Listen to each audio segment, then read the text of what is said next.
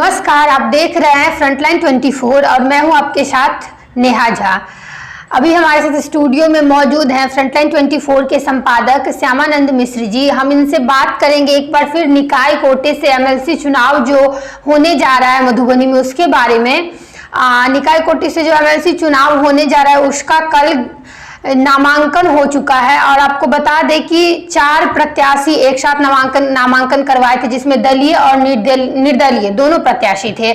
और जिस प्रकार की भीड़ मधुबनी में देखी गई, जिस प्रकार का जमावड़ा, चारों प्रत्याशी जिन लोगों का नामांकन हुआ है उन लोगों के समर्थन में जो भीड़ थी वो बहुत ही ज्यादा उत्सुकता भरी भीड़ थी।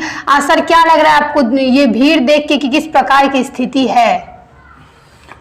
देखिए नेहा, कल नामांकन हुआ है 4 प्रमुख लोगों का, जिसमें 2 निर्दलीय और 2 दलीय प्रत्याशी थे। महागठबंधन के प्रत्याशी मेराज आलम और एनडीए गठबंधन के प्रत्याशी विनोद कुमार सिंह का नामांकन हुआ। साथ ही 2 और प्रत्याशी, एक निवर्तमान जो एमएलसी हैं सुमन कुमार महासेठ, उनका भी नामांकन हुआ। और काफी दिनों से प्रयास कर रहे हैं, लगातार सम्मान समारोह प्रचार प्रसार जितना होना चाहिए कर रही हैं अंबिका गुलाब यादव, जो गुलाब यादव की पत्नी है, पूर्व विधायक। तो चारों प्रमुख दावेदारों प्रत्याशियों का कल ही नामांकन था और चारों का नामांकन के बाद समारोह आयोजित था चारों प्रत्याशी का अलग अलग जगहों पर। तो उस आधार पर अगर देखा जाए, चारों का आकलन अगर आप करेंगे तो किसी को किसी से कम नहीं आंका जा सकता है। एनडीए गठबंधन के प्रत्याशी विनोद कुमार सिंह के यहाँ जो जनसैलाब उमड़ा था, ये चंद्रलोक है होटल जी, यहाँ रांटी के पास बड़ा होटल, उसके सभागार में नीचे और ऊपर 2 जगह लोग बैठे हुए थे। हजारों की संख्या में भीड़ थी, गाड़ियां थी और बिहार सरकार के कई मंत्री, दोनों झंझारपुर और मधुबनी के सांसद, विधायक और भारी संख्या में भाजपा जदयू के समर्थक और जनप्रतिनिधि इसमें शामिल थे। ठीक इसी तरह मेराज आलम साहब जो हैं महागठबंधन के प्रत्याशी, उनके पक्ष में कल नेता विरोधी दल तेजस्वी यादव आए थे। यह कार्यक्रम था हवाई अड्डा पर। उन्होंने भी सम्मेलन आयोजित किया था नामांकन के बाद, जिसमें तेजस्वी यादव आके संबोधित किए और उन्होंने कई बातें कही। ठीक इसी तरह सुमन कुमार महासेठ टाउन क्लब मैदान में उनका था, उसमें भी काफी भीड़ देखी गई। काफी बड़ी संख्या में उनके समर्थक जनप्रतिनिधि उसमें शामिल थे। बड़े ही शालीनता से, बड़े ही अच्छे तरीका से उन टाउन क्लब मैदान को सजाया गया था और उसमें लोग बैठे थे। मीटिंग घंटों चलती रही और अंबिका गुलाब यादव का जो सम्मेलन था वो मधुबनी से 4 किलोमीटर पूरब सरवाडी एक जगह है, वहां एक मैदान में था, जेल के निकट, मधुबनी मंडल कारा जो है उसके समीप। तो वहां पर भी आयोजन था। ये 4 जगह अगर नामांकन के बाद सम्मेलन का आकलन करेंगे तो कोई भी प्रत्याशी चारों में से नहीं दिखे जिनके नामांकन में भारी भीड़ न उमड़ी हो जी। लोगों को असमंजस की स्थिति में डाल दिया। कुछ लोग तो ऐसे भी देखे गए जो यहां भी थे और बाद में वहां भी पहुंचे, इधर से इधर करते रहे लोग, ये भी देखा गया। अब इसमें आकलन लगाना नामांकन के आधार पर, सम्मेलन जो हुआ उसके आधार पर कि इसमें किनकी स्थिति बहुत अच्छी है, कौन आगे है, कौन पीछे है, क्या हालात है, सब अलग अलग दावे कर रहे हैं।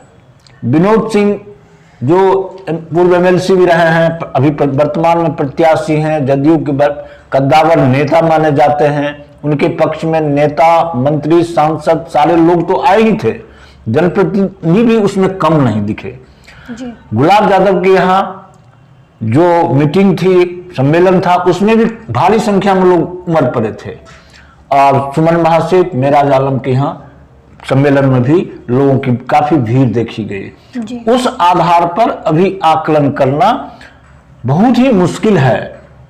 जो आप ये नहीं कह सकते हैं कि कौन आगे है, कौन पीछे है, किन की स्थिति अच्छी है और किन की अच्छी स्थिति नहीं है जी। एक तरह से माना जाए तो कल का नामांकन और नामांकन के बाद का सम्मेलन एक शक्ति परीक्षण के रूप में था, जिसको लोगों ने अपने अपने तरीके से उसको दर्शाया है और दिखाया है समर्थकों को।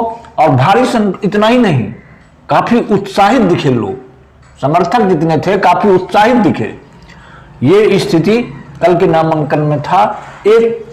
अभी तक 6 नामांकन हुआ है, जिसमें सुबोध मंडल पर एक दिन पहले ही कर चुके हैं जी। और एक निर्दलीय प्रत्याशी के रूप में भंडारी हैं, कमल भंडारी करके उनका नामांकन हुआ। अभी तक 6 नामांकन हुआ, जिसमें 4 प्रमुख प्रत्याशियों की जो नामांकन था वो कल था। और सभी के सम्मेलन में नामांकन के बाद जो सभा आयोजित की गई थी उसमें भारी भीड़ उमड़ पड़ी थी। जी, तेजस्वी यादव कल आए हुए थे और उनका सीधी शब्दों में उन्होंने एक तरीके से बताया है लोगों को कि अगर पार्टी के खिलाफ काम किया गया, पार्टी के जो राजद के कार्यकर्ता हैं जो पार्टी में रहते हैं उन लोगों को सीधा उन्होंने बताया, सीधे शब्दों में कहा कि अगर पार्टी के खिलाफ कोई भी काम होगा तो उसके लिए सख्त कार्रवाई की जाएगी और नहीं बल्कि हमेशा के लिए उनको पार्टी से हटा दिया जाएगा, ये उनका कहना था। आपको क्या लग रहा है कि बागी प्रत्याशी जो है उन पर इस बात का कितना ज्यादा असर पड़ने वाला है? देखिए, बागी उन्होंने एक बात कहा, उन्होंने कही थी कि जो मैंने क्या कहते हैं पार्टी विरोधी गतिविधि में शामिल पाए जाएंगे या पार्टी से बगावत करके चुनाव मैदान में बतौर निर्दलीय लड़ रहे हैं, उनके ऊपर कार्रवाई कर दी गई है। उनका साथ देने वाले जो राजद के लोग हैं, नेता हो, जनप्रतिनिधि हो, समर्थक हो, कार्यकर्ता हो, उन्हें भी पार्टी से निकाल दी जाएगी। और निकाल नहीं दी जाएगी उन्हें, ये जो 6 वर्षों के लिए नहीं, सदा के लिए पार्टी से बाहर हो जाएंगे, उनके लिए दरवाजा बंद हो जाएगा, स्पष्ट शब्दों में उन्होंने कहा। अब देखना है कि उनके जाने के बाद, उनके संबोधन के बाद कितना असर पड़ता है राजद के समर्पित कार्यकर्ताओं में, राजद के समर्थकों में, और जो त्रिस्तरीय पंचायत में राजद समर्थित जनप्रतिनिधि हैं, राजद के माने जाते हैं, वो उन तेजस्वी यादव का जो चेतावनी है उस चेतावनी को किस रूप में लेते हैं जी। अंबिका गुलाब यादव, क्योंकि उनके पति गुलाब यादव हैं जो पूर्व विधायक हैं, राजद के वो नेता रहे हैं, उन्हें कुछ दिन पहले ही पार्टी से 6 वर्षों के लिए निकाल दिया गया है। उनका साथ देने वाले, उनका स्पष्ट कहना, उनको जो साथ देगा, उनके साथ जो रहेगा, और वो राजद में रहने वाले लोग हैं, वो राजद में नहीं रह पाएंगे। अब इसका ये असर क्या होता है ये आने वाला कल बताएगा कि तेजस्वी यादव जिन्होंने चेतावनी दी है, जिन्होंने कहा है कि ऐसा न करें, मेराज आलम जो महागठबंधन के प्रत्याशी हैं उनके पक्ष में सभी लोग लग जाए, नहीं जो बात नहीं मानेंगे उनके ऊपर सख्त कार्रवाई की जाएगी। जी, अब हम बात करेंगे एनडीए गठबंधन के प्रत्याशी जो हैं विनोद कुमार सिंह, उनके बारे में। कल उनका भी नामांकन था और देखा गया है कि भारी संख्या में जो है मंत्री लोग आए हुए थे, नेतागण बहुत सारे थे एनडीए पार्टी के। तो आपको क्या लगता है कि वोटर जो जनप्रतिनिधि लोग जो वोटर होते हैं इस चुनाव के, उन पर इस चीज का कितना ज्यादा प्रभाव पड़ने वाला है?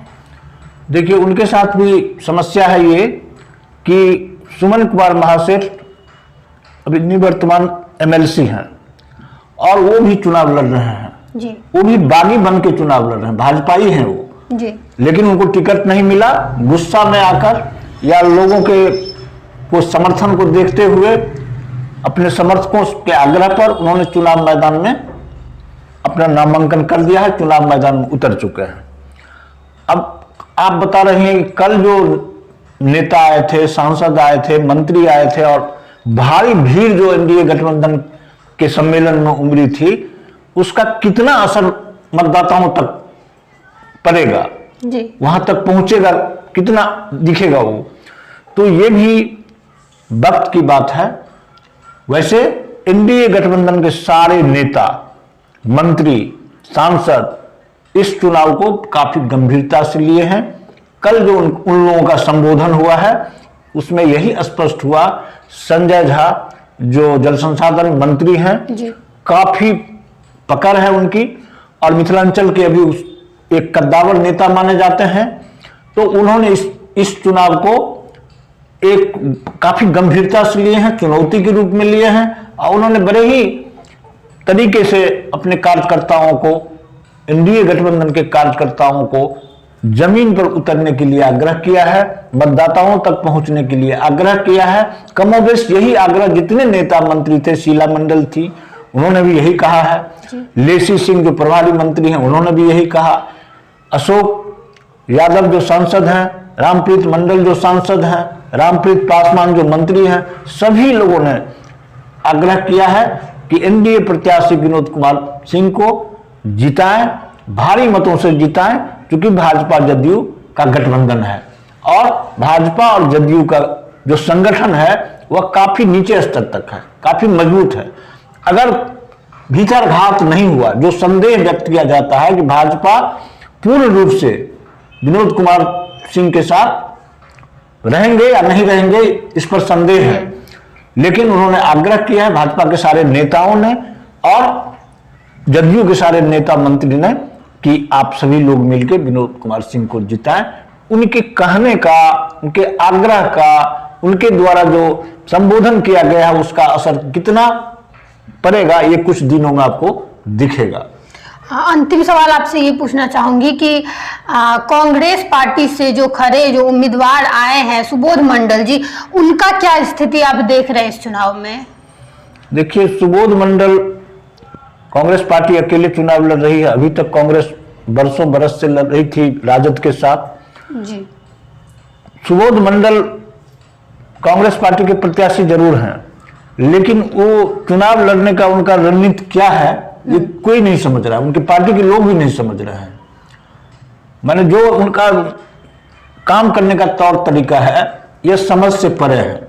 अति पिछड़ा समाज से आते हैं, जब वो उनका नाम सामने आया तो लोग चौंक गए थे कि क्योंकि अति पिछड़ा समाज का त्रिस्तरीय पंचायत में बहुत अधिक वोट है, मतदाता है, कि सुबोध मंडल कहीं अति पिछड़ा वोट को गोलबंद करने में सफल न हो जाए। लेकिन कांग्रेस का अपना परंपरागत वोट है, अति पिछड़ा का कुछ हद तक तो वोट उनको प्राप्त होगा ही, लेकिन रेस में वो फिलहाल नहीं दिख रहे हैं। आगे क्या होगा, कांग्रेस क्या रणनीति बनाती है, इस चुनाव को गंभीरता से लेती है या नहीं लेती है, यह भी समय के गर्भ में है, लोग इंतजार कर रहे हैं। सुबोध मंडल जो है सो काफी पीछे चल रहे हैं इस चुनाव में हमारे समझ से। हमने जो आकलन किया है, लोगों से जो जानकारी प्राप्त की है, उस आधार पर सुबोध मंडल काफी पीछे चल रहे हैं। सर बहुत बहुत धन्यवाद अपना समय देने के लिए और हमें जानकारी देने के लिए। तो आप लोग देख रहे हैं कि किस प्रकार की स्थिति मधुबनी में बनी है एमएलसी चुनाव को लेकर के। सुमन महासेठ जी हो गए, मेराज आलम और यहाँ अंबिका गुलाब यादव और विनोद कुमार सिंह, इन चारों में रेस मेन जो है इन चारों का ही देखा जा रहा है कि मेन प्रत्याशी बन के उम्मीदवार बन के उभर रहे हैं। लेकिन खैर होता क्या है इस चुनाव में, कल की जो स्थिति थी उससे तो आकलन नहीं किया जा सकता है कि आखिर क्या आगे होने वाला है। एमएलसी चुनाव से संबंधित और खबरों के लिए आप लोग हमारे साथ जुड़े रहिए और देखते रहिए फ्रंटलाइन 24। बहुत बहुत धन्यवाद।